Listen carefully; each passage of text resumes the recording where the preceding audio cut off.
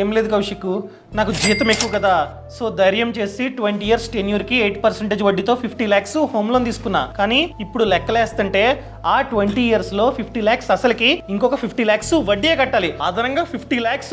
ఇవన్నీ తలుచుకుంటుంటే పిచ్చెక్కేస్తుంది, నిద్ర కూడా పట్టట్లేదు నైట్ నాకు. నీ టెన్షన్ అంతా పోయేటట్టు నేను చేస్తా. ఏం చేస్తా కౌశిక్? నేను చెప్పినట్టు చేస్తే నీ హోమ్ లోన్ వడ్డీ 0 అవుతుంది. అదేంటో చెప్పా. నీ జీతం మంచిగా ఉంది కాబట్టి నువ్వు ఎంతైతే హోమ్ లోన్ తీసుకుంటున్నావో దాంట్లో 0.1%, అంటే నువ్వు 50 lakhs హోమ్ లోన్ తీసుకుంటున్నావు. 50 lakhs లో 0.1% అంటే 5,000. ఈ 5,000 ప్రతి మంత్ ఇండెక్స్ మ్యూచువల్ ఫండ్స్ లో ఇన్వెస్ట్మెంట్ చేసుకుంటూ రా. ఎస్ఐపి చేసుకో, అర్థమైందా? ప్రతి మంత్ కట్ అవ్వాలి. అలా ఎన్ని ఇయర్స్ పాటు? నీ హోమ్ లోన్ టెన్యూర్ 20 ఇయర్స్ కాబట్టి 20 ఇయర్స్ పాటు ఆపకుండా నువ్వు కనుక ఇండెక్స్ మ్యూచువల్ ఫండ్స్ లో ఎస్ఐపి చేసినట్లయితే రిటర్న్స్ 20 ఇయర్స్ లో ఎలా కాదనుకున్నా 13% వరకు జనరేట్ అవుతుంది. సో అలా కనుక జరిగితే నీ